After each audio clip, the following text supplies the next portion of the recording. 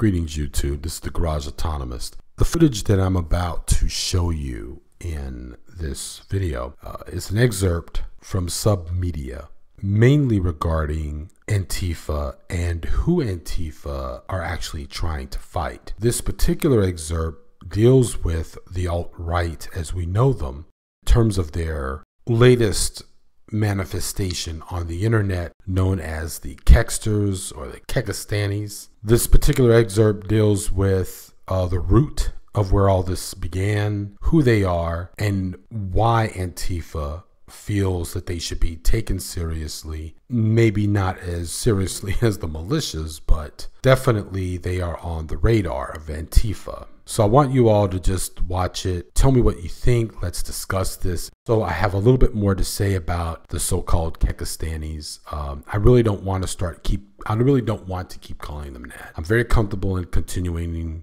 to label them as reactionaries or alt-righters, and that's about it.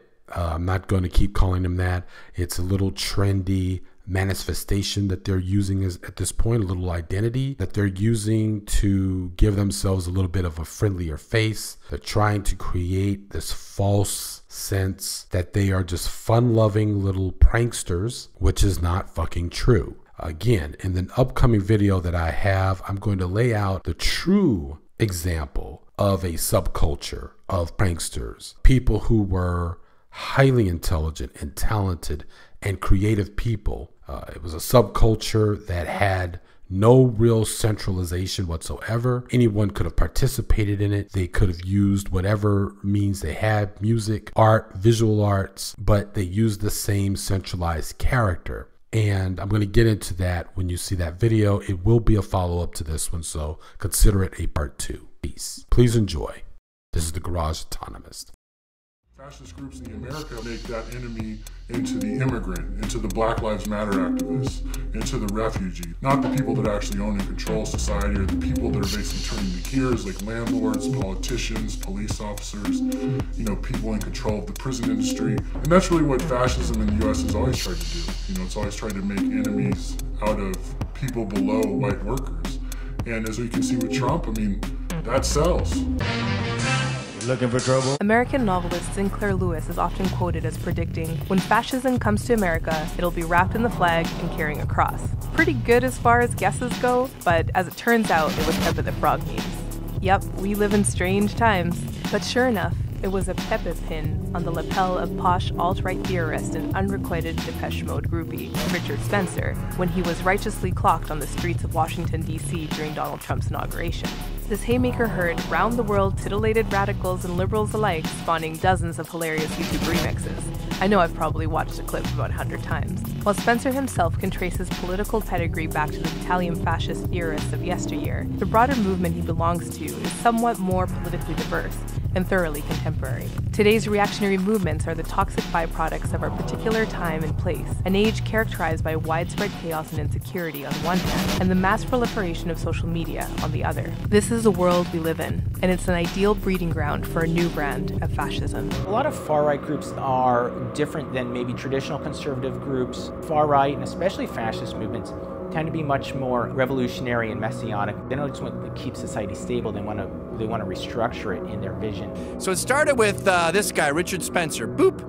He came up with the name alt-right, alternative right, and I like this guy. The alternative right is a rebranding of paleoconservatism, white nationalism, all these different things. They started as a fascist movement, I think pretty clearly. They emerged at a time when the fascist movement was resetting itself in its aesthetic and cultural references. One of the things that they've been able to do is they're saying, like, look, we look good, we have nice haircuts, you know, we're not these kind of classical skinhead types or people wearing Klan robes, you know, we're something different, and the media has really gone gaga over that. You remind me like of a young, gay, alive Christopher Hitchens. Even amongst the fascist part of the alt-right, there's a more neo-Nazi wing around Andrew Anglin and the Daily Stormer. The Muslim hordes, we fought these people for how long? And now we invite them in and give them free everything so they can rape women on the streets?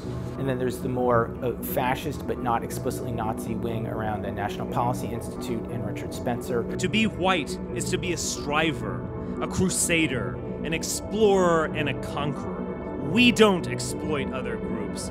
They need us and not the other way around. The alt-right scene, I suppose, is a bit of a gateway into kind of more violent and extreme fascism. Recently, the movement has expanded and attracted a lot of people. So we get people like Gavin McInnes, who's one of the founders of Vice magazine. Why is blackface offensive? And people who promote it, such as Milo Yiannopoulos. This is a new populist, conservative and libertarian movement that is going nowhere so long as the left continues to prioritize Muslim feelings over gay lives. So long as the left continues to prioritize the feelings of sociopathic feminist bitches over everybody else.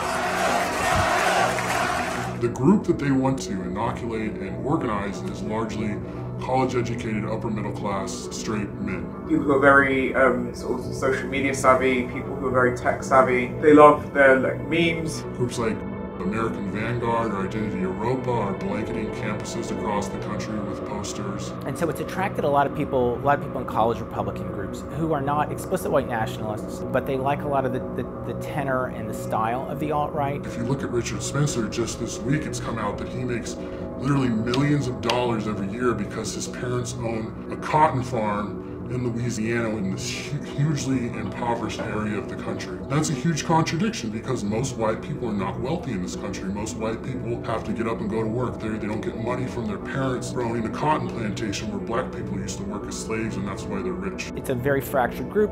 There's not necessarily a center to it. They're not united, and they all kind of bicker with each other. And that's exactly where we want them to stay.